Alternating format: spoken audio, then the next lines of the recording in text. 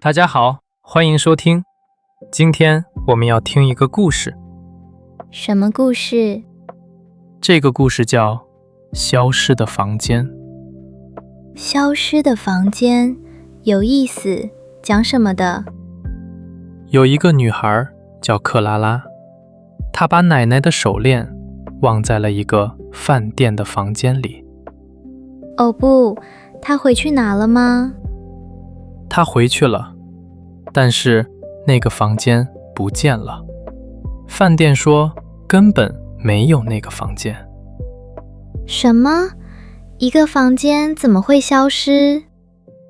这就是谜团，我们一起听吧。好，开始吧。克拉拉的家很乱，1个星期了，工人在装修她的厨房，他们要给厨房换上新的东西。工人的经理叫杰克，他很友好，工作也努力，他每天都把地方打扫得很干净。克拉拉很喜欢他。那天下午，工人们在休息，克拉拉想戴奶奶的手链。那是一个金色的手链，上面有红色的石头，很漂亮。但是她找不到了。她找了每个抽屉，每个架子，她还找了衣服的口袋。她看了卧室、洗手间，还有正在装修的厨房，手链不见了。克拉拉坐下来，认真地想，她最后一次戴是什么时候？然后她记得了，是3个星期前，在大饭店。她记得很清楚。睡觉以前，她把手链放在床边的桌子上，后来她忘了拿。她告诉杰克，她要出去1个小时，然后她就出门去饭店了。大饭店和她记得的一样，大堂里有很高的窗户和漂亮的花。她走到前台，前台的男人叫马丁。克拉拉说：“你好，我3个星期前住在这里，房间是204号。我好像把一个手链忘在房间里了。我可以上去看看吗？”马丁看着电脑，他看了一会儿，然后对克拉拉说：“很抱歉，女士，我们没有204号房间。”真的吗？你确定？克拉拉问。是的。2楼的房间是201、202、203，然后是205，没有204号。克拉拉觉得很奇怪，她笑着说：“真奇怪，我记得是204号。”马丁在电脑里找克拉拉的名字，但是没有她的预订记录。你是不是去了别的饭店？马丁问。克拉拉摇了摇头，她记得这个大堂就是这里。啊，请等一下，女士。克拉拉回头看，马丁在笑。我找到了，真抱歉。你的预定是205号房间，不是204号，你一定记错了。克拉拉走回前台。205号？是的，3个星期前住了3个晚上。克拉拉不太确定，可能她真的记错了。我可以上去找我的手链吗？当然可以，那个房间今天没人住。马丁给了他一张房卡。克拉拉上了2楼，走廊很安静。她走过201、202、203，然后是205。没有204号房间。204号的地方是一面墙。他进了205号房间，房间很干净，也很好看。他认真地找，床下、桌子里、衣柜里都没有。他坐在床上，有点难过。他还发现一件事，上次住的时候，窗户在床的左边，但是这个房间的窗户在右边。这件事也很奇怪。晚上，克拉拉打开电脑，找饭店的电子邮件。她找到了，电子邮件上写着：大饭店，入住3月5日，退房3月8日，房间204号。克拉拉看了2遍，204号，她没有记错。第二天早上，克拉拉给她的朋友利奥打了电话。利奥以前是一个警察，现在他退休了，但是他还像警察一样喜欢想问题。克拉拉把所有的事情都告诉了他。有意思，利奥说，你说窗户的位置也不对。对。你现在什么都别做，利奥说，我有一个主意，别担心克拉拉，我们会找到你的手链。给我3天时间。克拉拉挂了电话。3天，她可以等3天。但是她很好奇，利奥的主意是什么呢？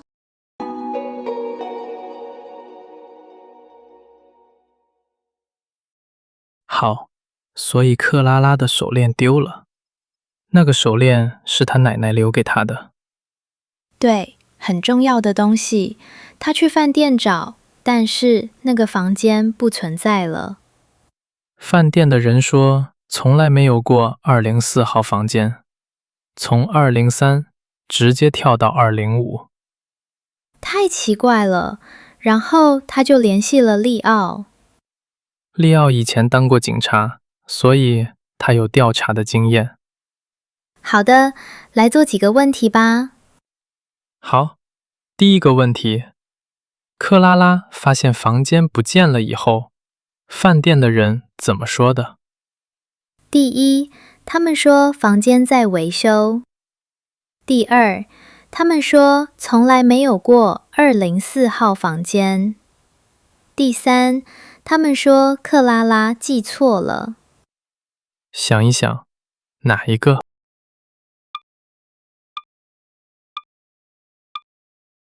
对的是第二，他们说从来没有过204号房间。对，连电脑系统里都没有记录，好像那个房间从来就不存在一样。好，第二个问题，利奥为什么能帮克拉拉调查？第一，他是饭店的老板。第二，他以前当过警察。第三，他是一个记者。想一想。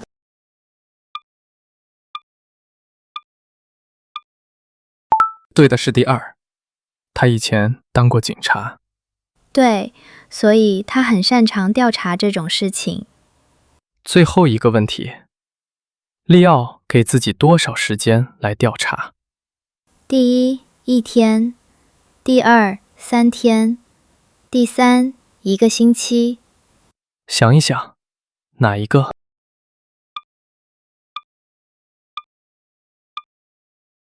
对的是第二，3天。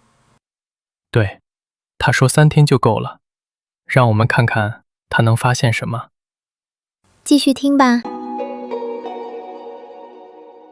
3天后，利奥给克拉拉打了电话。他的声音听起来很高兴，像一个孩子一样。我做了一些调查，他说，这个饭店2年前换了新老板。我在网上发现了饭店以前的图，克拉拉，图上清楚地画着204号房间，他以前真的在。有人用墙把那个房间关上了。关上一个房间？对，然后他们改了电脑里的记录，所以没有人会问问题。利奥说话的声音变小了。我做警察20年，见过人们用各种奇怪的办法藏东西。把一个房间关上还不算最奇怪的。利奥，你想说？我要去饭店订一个房间。他说，就订203号，在204号的旁边。我想去看看，跟饭店的员工聊聊。请你不要做危险的事情。我以前是警察，利奥说，我从来不做危险的事，我做事很小心。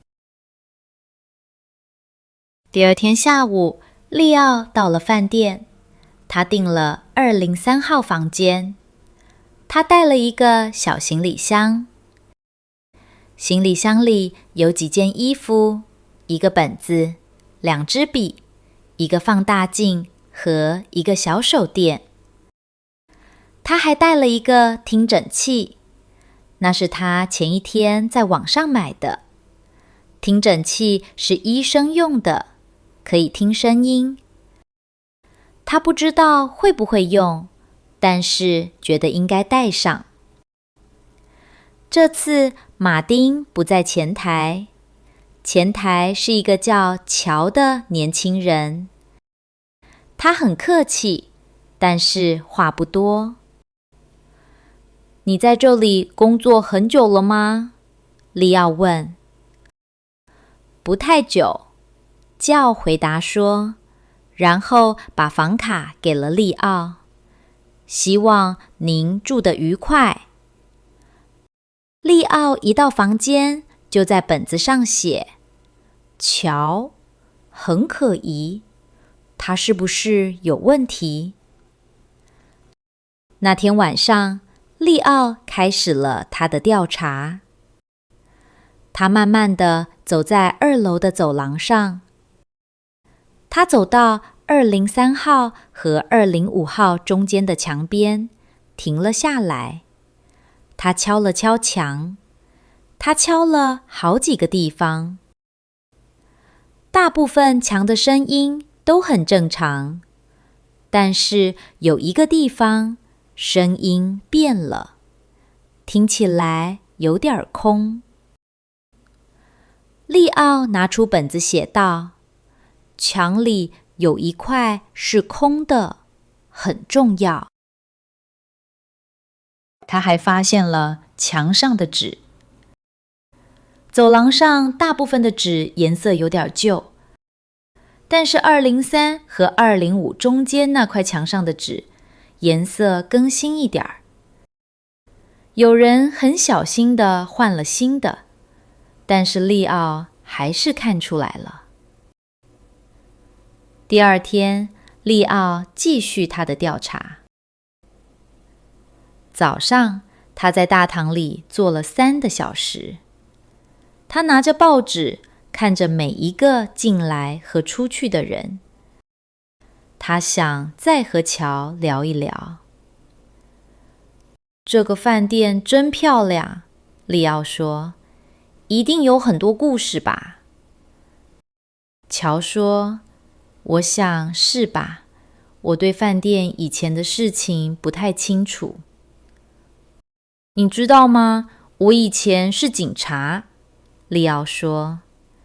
乔听了有点吃惊。哦，真有意思。我做了20年警察，饭店里会发生很多奇怪的事。我去给您拿毛巾。乔说完，很快就走了。利奥在本子上写，乔听到警察就很紧张，非常可疑。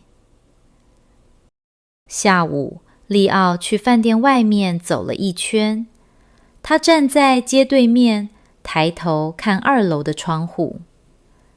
201有窗户，202有窗户，203有窗户，然后还有一个窗户，然后是205的窗户。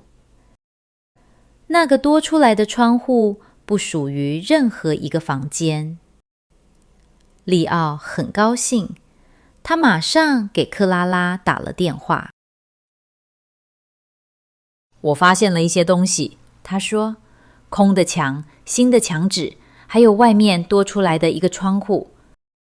克拉拉，我觉得这件事不简单。不简单是什么意思？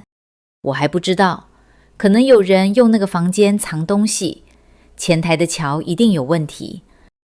我一说我是警察，他就很紧张。利奥，你告诉他你是警察了？对，这是一个办法，可以看到他的反应。他有什么反应？他很快的去给我拿毛巾了，快的有点可疑。克拉拉不知道说什么好。我还需要1天，利奥说，我快知道了。第3天，利奥拿出了听诊器，他把听诊器放在墙上，想听听里面的声音。他什么也没听到。他在本子上写，墙里没有声音，可能他们不让声音出来，更可疑了。他还想走进一个写着员工专用的门，但是他刚走进去，马丁就过来了，告诉他走错了。下午的时候，利奥的本子已经写了30多页，他画了饭店的地图，还写了很多他的想法。他又给克拉拉打电话，我觉得这个饭店可能在做不好的生意。利奥，3天了，你找到我的手链了吗？还没有，但是我明天下午去饭店。第2天下午4点，克拉拉到了大饭店。工人们今天休息，她的家里很安静。但是她坐不住，她想知道回答。她走上饭店大门的时候，门开了，一个男人从里面走出来，是杰克。克拉拉很吃惊。嘿，杰克，你怎么在这里？杰克停下脚步，他的脸上有一点吃惊，还有一点紧张，但他很快就笑了。哦，没什么，我来看一个住在这里的朋友。真巧，克拉拉说。是啊，真巧，杰克笑着说。我先走了。说完，他就很快地离开了。克拉拉看着他离开，他觉得有点不对。他走进大堂，找到了利奥。利奥坐在椅子上，脖子上挂着他的听诊器，他看起来像一个迷了路的医生。克拉拉，你来了。4天了，利奥，你找到了什么？利奥给他看了自己的本子，说了他的想法：空的墙，多出来的窗户，还有可疑的桥。克拉拉认真地听着，然后他问：利奥，你进到墙里面去了吗？还没有，我做事要小心。哦，对了，克拉拉说，我刚才在门口看到杰克了。杰克，给你装修厨房的那个？对，他说他来看朋友。真巧。利奥低头看着自己的本子。有意思。我们继续说这个生意的事。利奥，克拉拉说：“生意的事可以等一等。”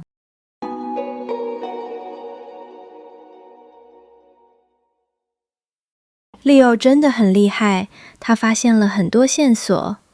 对，他在走廊里敲墙，发现有一个地方声音不一样，里面是空的，说明那个房间还在，只是被墙挡住了。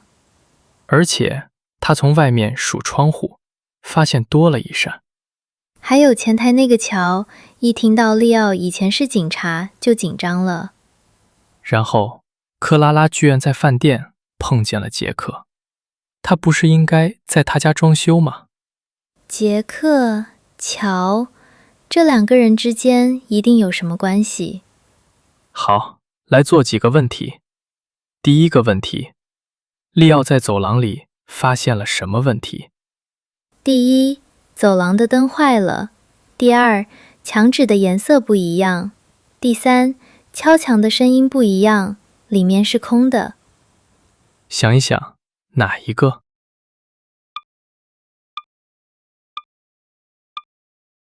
对的是第三，敲墙的声音不一样。对，那说明墙后面有空间，房间被藏起来了。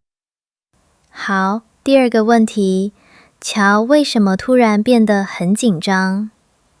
第一，利奥问了太多问题。第二，利奥说自己以前是警察。第三，利奥发现了秘密通道。想一想，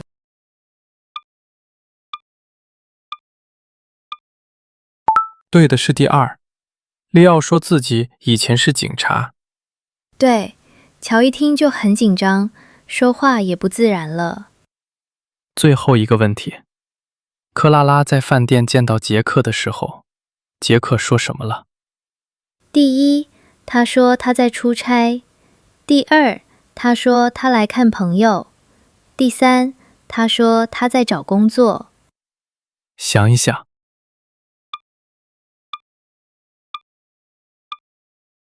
对的是第二，他说他来看朋友。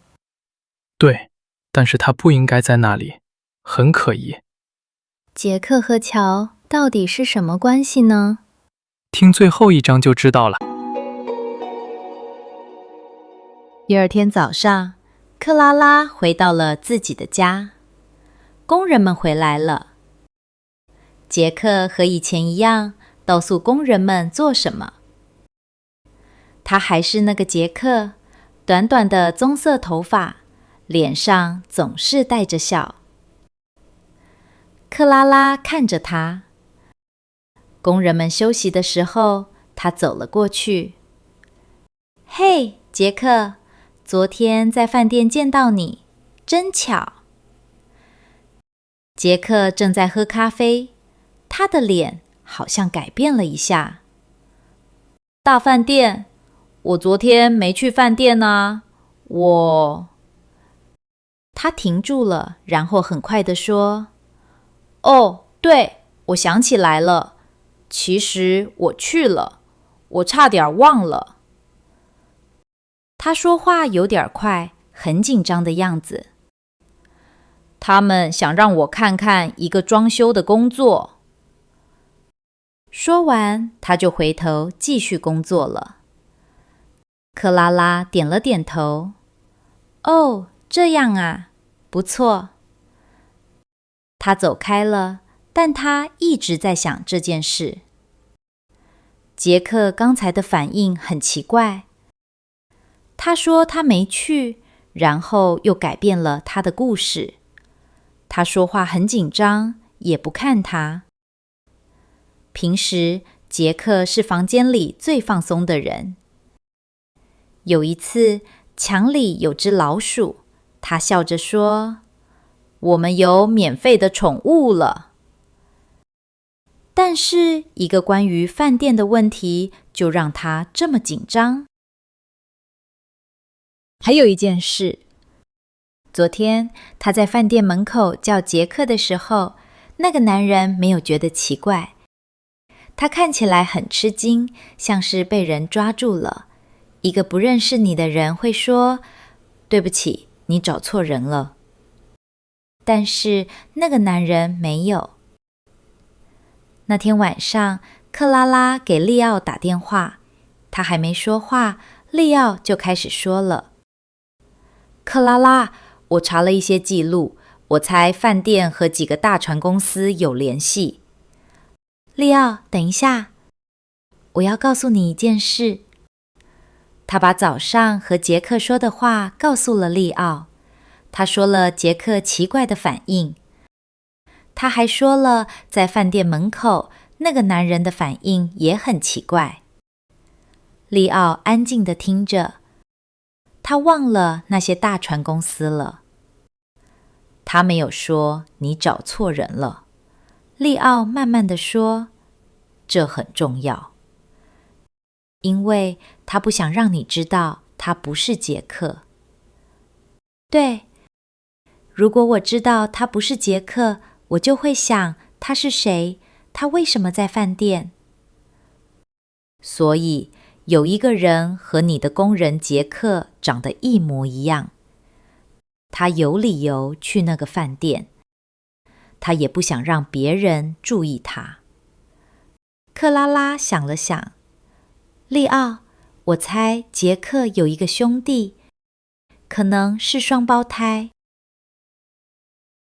电话那边没有声音。然后利奥说，前台那个帮我订房间的年轻人叫乔，他的头发是棕色的，短短的，话不多。克拉拉，杰克长什么样？棕色短发，20多岁。不认识他的时候，他话不多。那就是乔，利奥说，他们长得一样。他们都没说话。过了一会儿，利奥继续说，好，我们现在知道可能有一对双胞胎兄弟，一个叫乔，在饭店前台工作，他可以用饭店的电脑，他可以改变房间的记录。另一个叫杰克，克拉拉说，他会装修，他知道怎么建一堵墙。那堵墙，利奥说，204号房间不见了，因为有了一堵新墙。杰克可以建那堵墙。乔可以改电脑里的记录，让别人以为204号房间从来没有过。但是为什么？克拉拉问，他们为什么要这么做？利奥想了一会儿，如果他们没有钱付房租呢？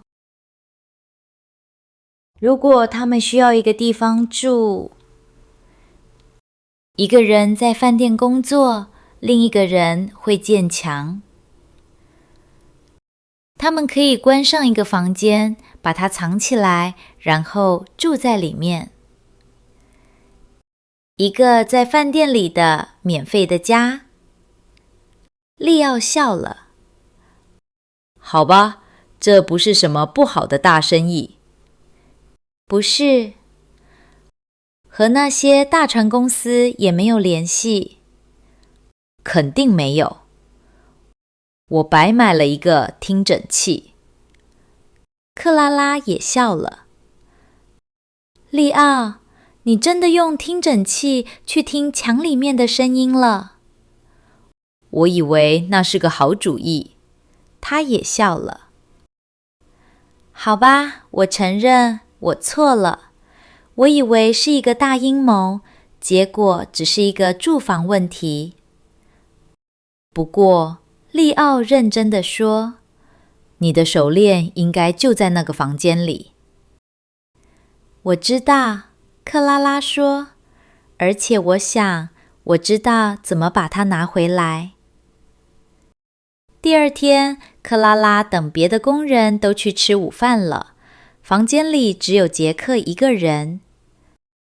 杰克，他说，我想和你谈谈，我希望你诚实地回答我。杰克放下了手里的东西。他知道克拉拉不是想问厨房的事。你有一个双胞胎兄弟，克拉拉说，他叫乔，在大饭店工作。杰克的脸白了，他张开嘴，又闭上了。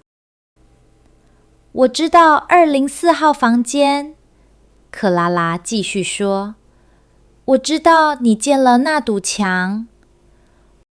我知道乔改了电脑记录。我也知道你们一直住在那个房间里。杰克一句话也说不出来。最后，他小声地说：“你是怎么知道的？”你说话紧张，杰克，你从来不紧张。还有，你的兄弟没有说我认错人了。杰克慢慢地坐下。我们的房租太贵了，付不起了。他说，乔6个月前开始在饭店工作。一天晚上，他开玩笑说，要是我们能住在饭店房间里就好了。我说，这个主意其实不错。然后我们看着对方，我们都知道我们要这么做。所以你建了一堵墙。我建了一堵很好的墙，杰克说，听起来有一点骄傲。我们在2楼一个放东西的小房间后面做了一个门。我花了3天时间才把墙纸弄得跟旁边的一样。乔负责电脑那边的事情。我的手链呢？我们开始建墙以前，把房间里的东西都拿出去了。但是你的手链一定掉到桌子后面了，我后来才发现。那时候墙已经建好了，我不知道手链是谁的。克拉拉明白了，她的手链在一个秘密的房间里。我不会告诉警察，她说。杰克抬起头，真的吗？如果你同意我的2个条件，第一，把手链还给我。没问题，今天晚上就给你。第二，把那个房间变回正常的样子。把墙拿走，让它变回204号房间。杰克想了很久，然后慢慢地点了点头。我们会做的，我们本来也知道不能一直住在那里。你是一个很好的工人，杰克。我还可以帮你推荐工作。杰克笑了，你真的会帮我。你把我的厨房装修得很好。而且，克拉拉说，在饭店里建一个秘密的家也挺厉害的。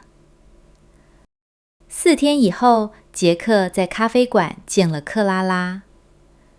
他把一个小袋子放在桌上，里面是克拉拉的手链，金色的，有红色的石头。克拉拉把手链戴上，和她记得的一样。我和乔说了，杰克说，我们昨天开始把墙拿走了。这个星期结束以前，房间就会变回正常的样子。我们还找到了一个新家，是真的家。很小，厨房也不好，但是我们有自己的门了。克拉拉笑了，这是一个好的开始。谢谢你，杰克说，谢谢你没有告诉别人。星期5以前帮我修好厨房的柜子，我们就两清了。那天晚上，克拉拉给利奥打电话。事情解决了，他说，我拿到手链了。204号房间下个星期就回来了。你知道吗？利奥说，我做警察20年，从来没有因为一个人的双胞胎兄弟走错了地方而解决一个案子。可能你想的太多了。我当然想的太多了，我写了37页笔记。克拉拉笑了，她看着手上的手链在灯下闪着光。这个手链在一个不应该存在的房间里待了3个星期。利奥，她说，我得问问，你那个听诊器打算怎么办？留着。利奥马上说，你永远不知道下一个问题什么时候会出现。克拉拉笑了，她喝了一口茶，看着窗外。窗户在左边，在她应该在的地方。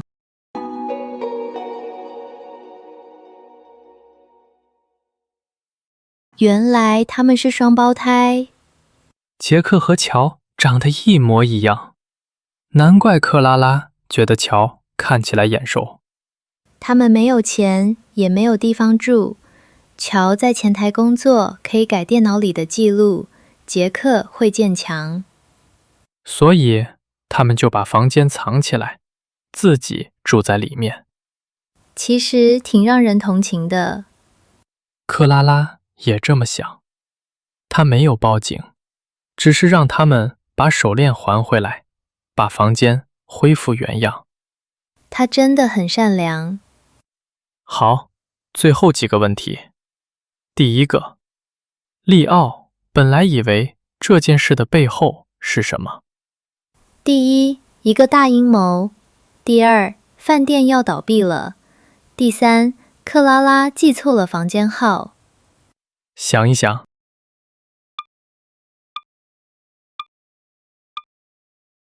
对的是第一，他以为是一个大阴谋。对，他写了很多页笔记，结果答案很简单。好，第二个问题，杰克和乔为什么藏那个房间？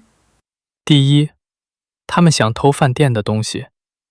第二，他们没有钱，需要一个住的地方。第三，他们想吓唬客人。想一想。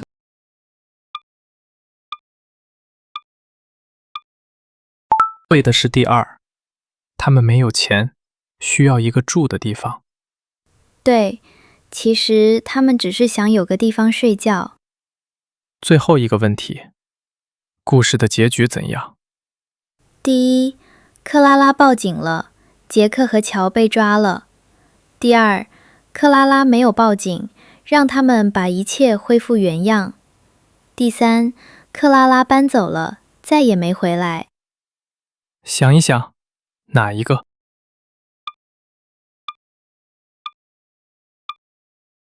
对的是第二，克拉拉没有报警。对，他选择了原谅他们，这个结局很温暖。这个故事真不错，你们觉得呢？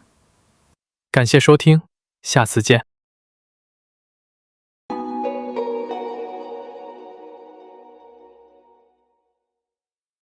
Thanks for watching. If you enjoyed this video, hit the like and subscribe button and consider leaving a comment. It really helps us grow our channel. See you next time.